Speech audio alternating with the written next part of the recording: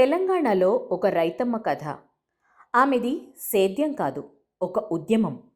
Black rice నుంచి red rice వరకు, చిట్టి ముత్యాల నుంచి కాలా నమక్ వరకు అరుదైన 8 రకాల దేశీయ వరి వంగడాలను పండిస్తూ అందరి దృష్టిని ఆకర్షిస్తున్నారు జక్కుల రేణుక. భర్త తిరుపతితో కలిసి ప్రకృతి పంటలు పండిస్తున్నారు.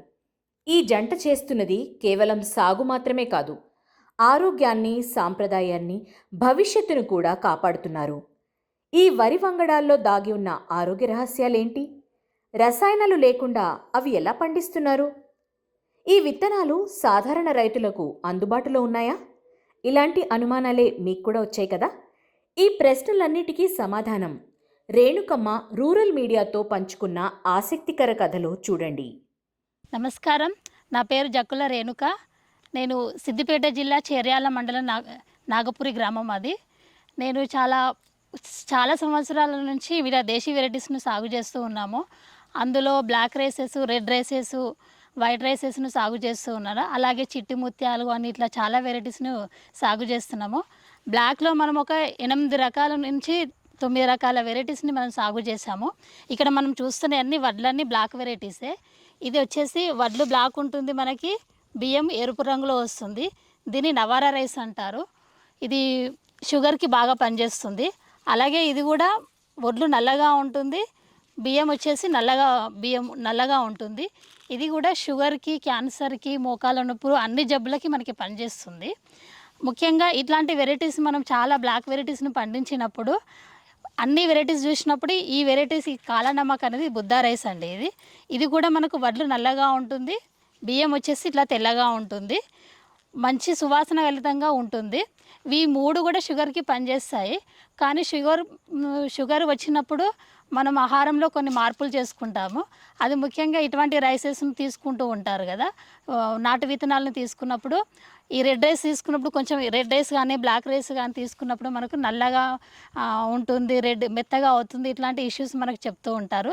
అందుకే ఇవి కాలా నమక్ అనే వెరైటీ మనకి ఇప్పుడు వడ్లు నల్లగా ఉంటుంది, బియ్యం తెల్లగా ఉంటుంది, ఆహారం చాలా బాగుంటుంది, సుగంధభరితంగా ఉంటుంది, పొడి పొడిగా కూడా వస్తుంది.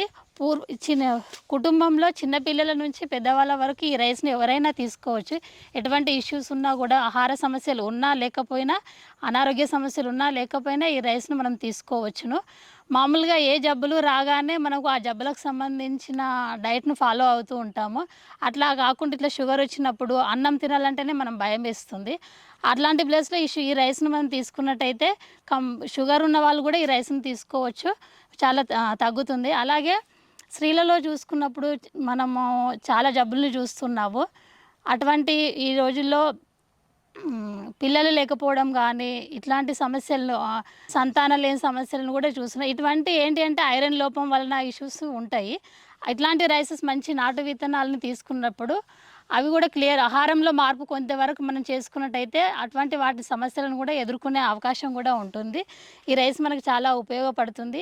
ఇటువంటి మంచి దేశవాళీ వెరైటీస్ను మహిళలు కనుక ప్రోత్సహించి తన కుటుంబం వరకు సాగు చేసుకొని తినడం వరకు వేసుకుంటే వాళ్ళ కుటుంబం బాగుంటుంది. అలాగే సమాజానికి కూడా మంచి ఆహారాన్ని ఇచ్చిన వాళ్ళం అవుతాము. కాలా నమక్ అనే వెరైటీ రైస్లో మనకి పూర్వము మనము శారీరక శ్రమ చేసేవాళ్ళము.